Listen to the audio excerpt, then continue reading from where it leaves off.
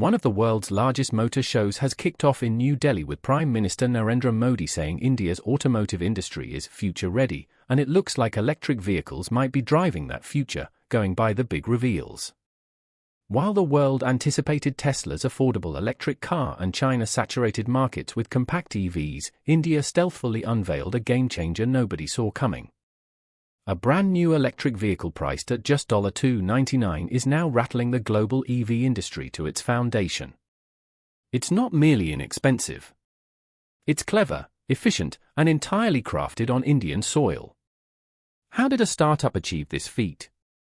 What kind of car can be so affordable yet functional? Just a few years back, India barely registered in global discussions about the electric vehicle revolution. The focus remained on powerhouses like China, Germany, and the United States, where EV companies secured billions in funding and grabbed headlines with sleek concept cars. Meanwhile, India grappled with soaring fuel costs, gridlocked traffic, and crumbling infrastructure. Yet with remarkable speed, the nation switched gears. Government policies began championing sustainable transport. Subsidies spurred EV production and purchases, and public attitude shifted swiftly across India's cities and towns. Small showrooms started showcasing electric scooters, and curious buyers, once skeptical, began placing deposits. Initially, the surge was dominated by two-wheelers. Scooters from brands like Ola, Ather, and TVS started overtaking petrol vehicles not only in tech-forward metros but also in smaller Tier 2 and Tier 3 cities. The streets transformed. The quiet hum of battery-powered rides began replacing the clatter of two-stroke engines. Then something surprising unfolded. The four-wheeler market gained momentum. Tata Motors spearheaded the shift, rolling out compact EVs that were both practical and affordable. Mahindra followed closely. Milligram and Hyundai introduced premium models to lure early adopters seeking cutting-edge options. Gradually, Indian consumers realized EVs weren't just a distant dream. They were here and now. But nobody foresaw what came next. While Tesla hyped a $25,000 mass-market car and BYD scaled up in China, a new player emerged quietly from India. It wasn't a tech titan or a legacy car maker. It was a scrappy startup called Yakuza Auto. Their creation, a mini-electric car priced at roughly $299, didn't just become the world's cheapest EV. It challenged everything the global industry believed about affordability, scale, and what drivers truly need. This isn't a luxury ride. It's not built for cross-country road trips or high-tech autopilot features only geeks get. It's something far bolder. The Yakuza Mini EV is a city car stripped of frills but loaded with essentials. It has 4 wheels, a practical yet compact interior, a lightweight battery, and a range exceeding 100 kilometers per charge. For urban commuters, students, gig workers, and small families, it delivers exactly what's needed, transport at a fraction of the cost. That price is the real story. At just under $175,000, the car became an instant hit. Headlines worldwide posed the same questions: how is this possible? Can an electric car this cheap be safe? Will it last? Will people buy it? Most crucially, is this the future of mobility? The timing was impeccable. With rising oil prices, growing environmental concerns, and increasingly congested cities, the demand for small, reliable, eco-friendly cars became undeniable. But affordability was critical. That's where Yakuza Auto delivered what no one else could. Not just a prototype or concept, but a real production vehicle built in India for Indian roads using local materials, labor, and design. What does this say about global EV strategies? Are the billions poured into flashy features, sleek designs, and overpowered engines truly necessary? Or has India revealed a smarter, simpler path? How did Yakuza Auto slash prices by over 90% while still delivering a working car? The answer lies in how this vehicle is made and how India's unique manufacturing approach has birthed a product that could reshape transportation forever. While global tech giants race to redefine the EV industry with glitzy features and premium price tags, something quietly revolutionary was stirring in India's streets. the Yakuza Minute didn't launch with celebrity fanfare or blockbuster events. It didn't boast self-driving AI or a luxury SUV vibe. What it offered was far more powerful in a nation where millions rely on two-wheelers or public transit. It promised accessibility, and that promise resonated louder than any billion-dollar ad campaign. In the US and China, EV innovation often focuses on performance and prestige.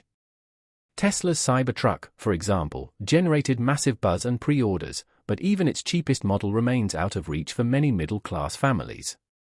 BYD, a Chinese giant, has made strides with sleek sedans and electric buses. Yet, their most affordable models still cost around $20,000, pricing out millions, especially in developing nations. India's Yakuza Mini EV at just over $2,000 turned that model upside down. Instead of packing in every possible feature, it asked a simpler question: what does a city commuter really need? The answer was modest. A safe, small, economical, easy-to-maintain vehicle that gets you from point A to point B reliably. Ditch the touch screens, heated seats, sunroofs, and infotainment systems, and you get a streamlined machine that knows its audience. In doing so, the Yakuza Minute EV became more disruptive than even the flashiest prototypes. It's not a concept for tomorrow, it's a solution for today. The strategy behind this car shows a deep understanding of India's urban landscape. Cities like Mumbai, Delhi, and Bengaluru are packed with dense neighborhoods, narrow markets, chaotic traffic, and scarce parking. A hulking luxury sedan might impress, but it's impractical. The Yakuza, however, glides through the chaos effortlessly. That quiet glide is now echoing globally. When news of an electric vehicle priced at 1/10 of a Tesla spread across North America and Europe, curiosity exploded. The conversation shifted from Tesla's affordable Model 2 to how India built a viable EV so cheaply. Analysts and think tanks began dissecting the Yakuza model, studying its locally sourced parts, decentralized assembly, and city-focused design.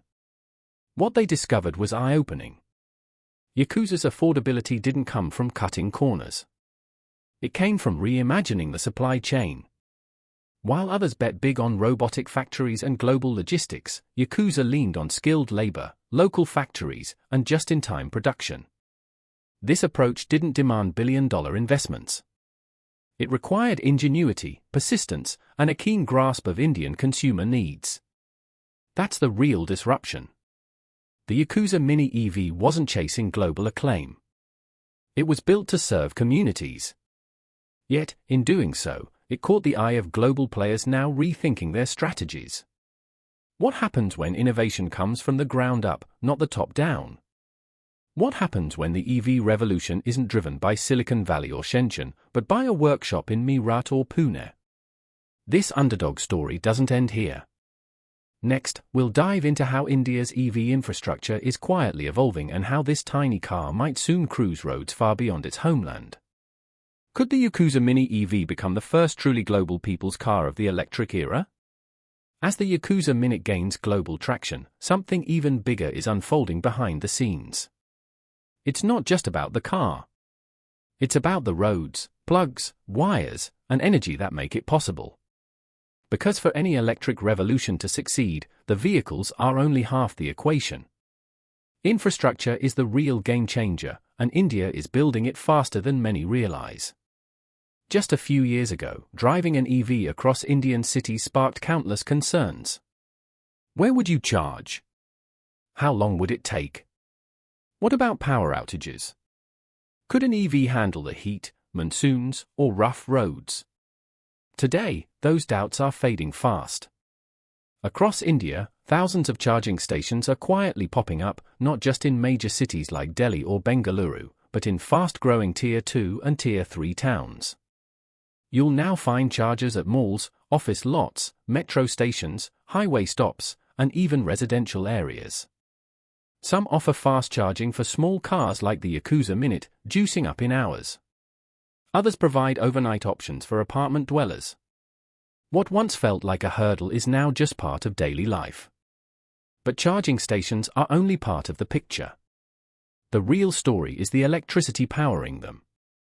India is increasingly tapping renewables, from vast solar farms in Rajasthan to wind projects in Tamil Nadu. The aim isn't just electrification. It's clean electrification. That makes the Yakuza Mini EV more than a budget car. It's a vehicle powered by sun and wind, promising quieter, cleaner cities. The government isn't sitting idle. Through bold initiatives like the National Electric Mobility Mission and faster adoption and manufacturing of electric vehicles, India has set ambitious electrification goals. These include buyer incentives, tax breaks, manufacturer subsidies, and investments in local battery production. This lowers barriers for buyers and startups like Yakuza Auto, who can now aim higher knowing they're supported. Even Indian Railways is on board, installing chargers at stations.